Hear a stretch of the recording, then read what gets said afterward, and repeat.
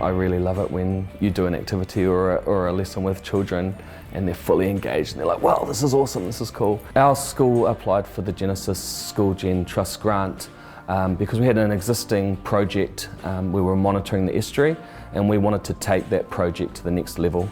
Our school was fortunate to receive a drone, 2 microscopes, a TV. My favourite piece of equipment is the microscopes.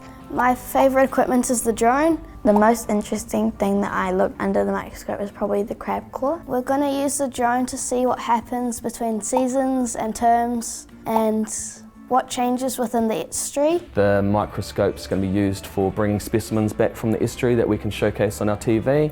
The equipment we received really has been phenomenal in engaging students in STEM and science. We want students who are innovators in the future, who have problem-solving skills, who can think critically, and STEM and science gives them those experiences and develops those skills. When I grow up, I'm thinking of being a scientist or have a job that involves science.